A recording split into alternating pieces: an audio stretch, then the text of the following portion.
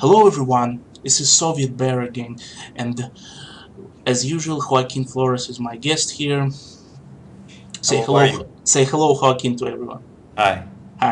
Okay, so today our subject is Ukraine, the situation in Ukraine.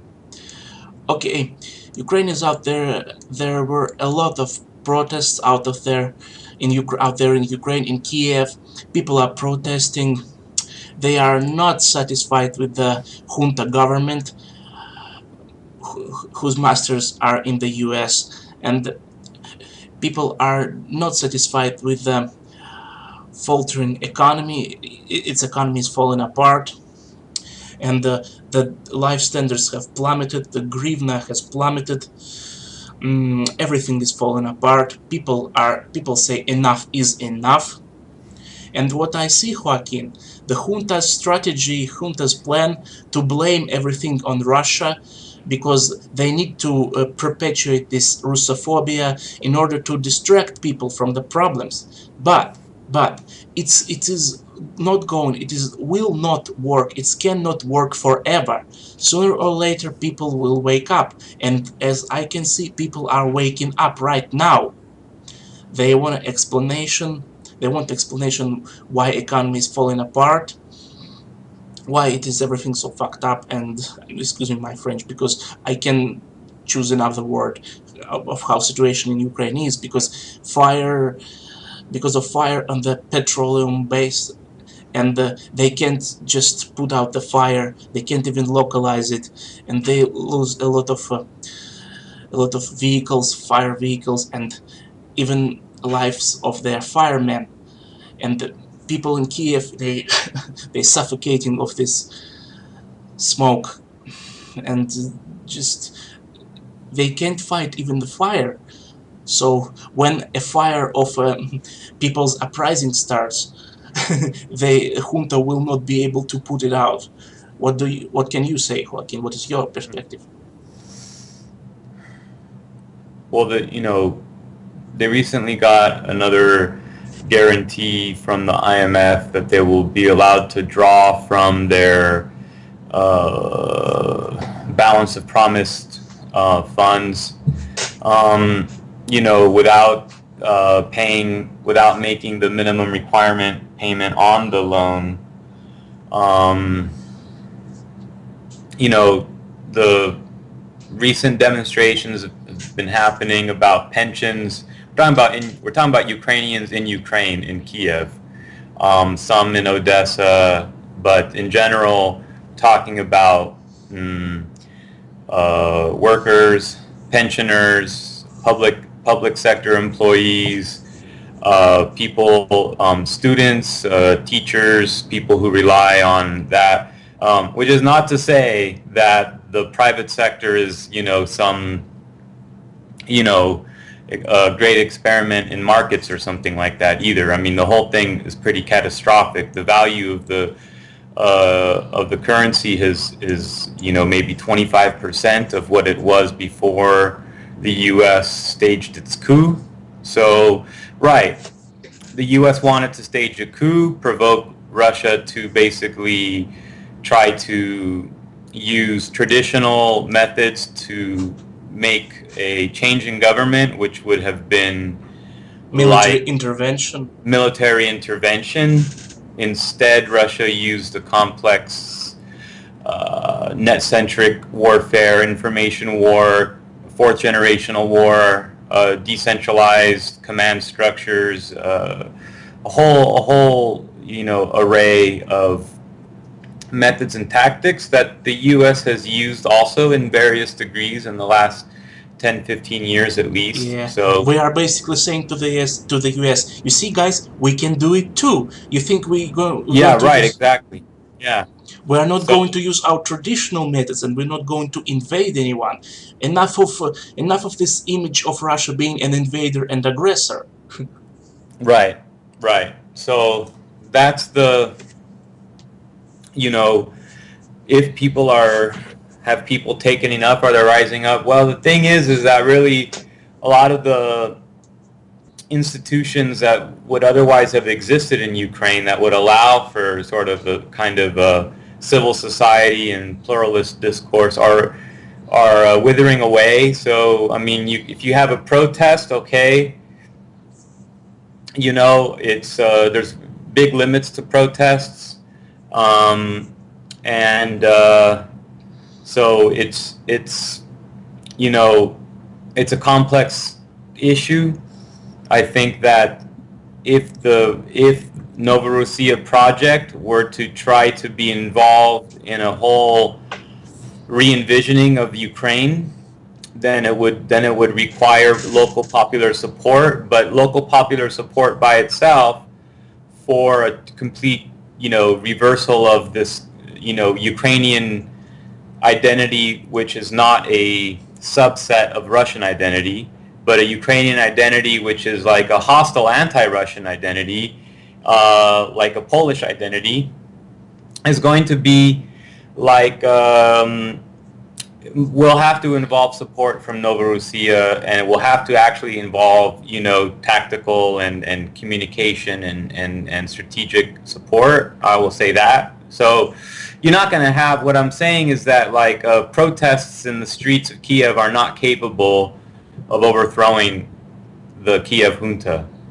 right? So yeah, I think you're right that people are not really believing Poroshenko, they're not believing Yatsenyuk. When I say people, we're talking about Ukrainians in the west of Ukraine, and they don't like him whether they're like normal people or whether they're like, Galician nationalists or Pravi sector. They don't like him for a lot of reasons.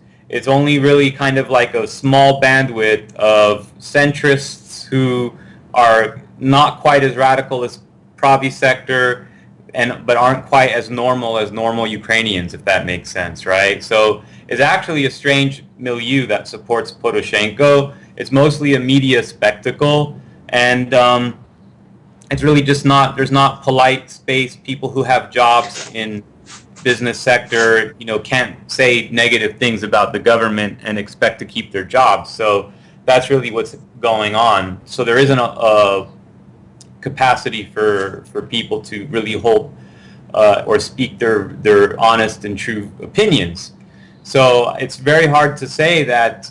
I would agree with you that yes, people like in Ukraine have woken up, and many were never fooled in the first place. Many have been awake the whole time. I mean, there wouldn't have been the Odessa massacre if there weren't people against the regime in the first place. Sure. So, but it's it's a difficult quandary. I think it's a difficult question as well. My personal view, like I said, is that it will require support from the Novorossiya project, with all of that, all the things included in what that means for people reading between the lines. And I think that that's the long and short of it. Yeah, but the Novorossiya, the DPR LPR army, they could wipe out the Ukrainian army in a couple of weeks because the morale is all-time low. The US said, no, guys, we are not going to supply you with lethal weapons, with assault type weapons.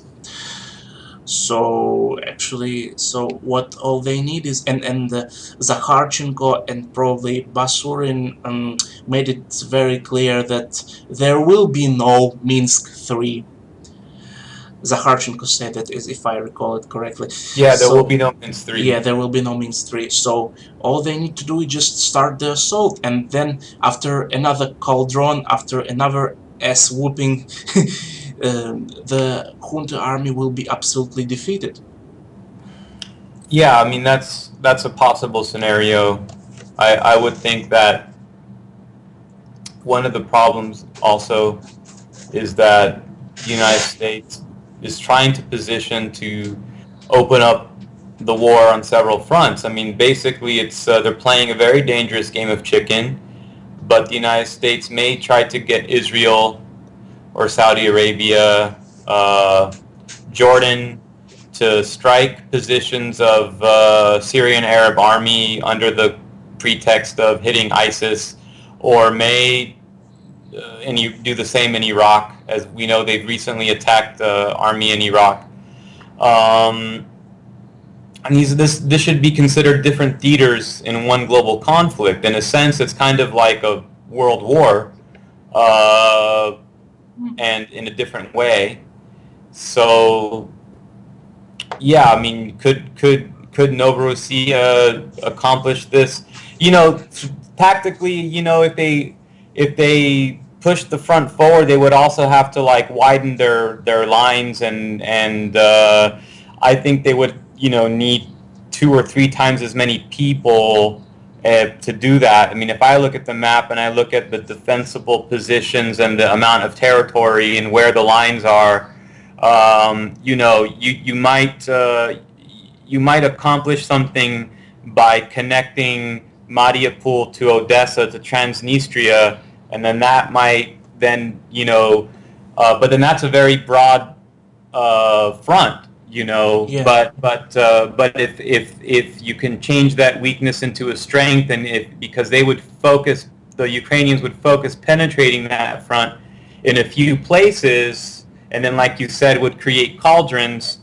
Yeah. You know, but you know, that would be like an offensive defense where they, you know, they went on the offensive to like then create the perception of a thinned out front, and then they would have to be able to quickly mobilize groups in the areas where Ukrainian army was trying to push through to break the line and create their own encirclement. Then you would, you know, have to counter encircle the encirclement. What do I mean by that? Well, in 2 minutes, you know, people sometimes wonder how these encirclements or these cauldrons form, and it's actually kind of like, if you can envision like a yin-yang, you see like actually what one side is trying to do is encircle the other, but to do that you have to create a protrusion and then, you know, make a pinchers.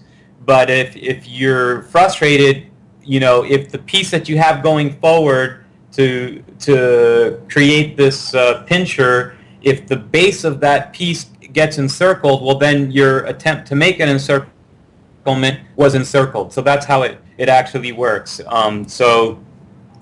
are a few people out there who write about this subject who I don't claim to be, you know, my background is not military strategy, but just in the course of my education, I had to look at some of this. And there are people who look at this who say that they are primarily military strategists, and I'm not naming names, but in virtually everything that you read or write from them, there's really not including a lot of consideration of these very, very basic. I mean, we're talking like if you watch enough History Channel, you know, you would be able to have this conversation. And it's really missing from a lot of the analysis, and I don't know if that's to keep it more popular or more digestible or what, but it's certainly lacking. But you know, to the issue,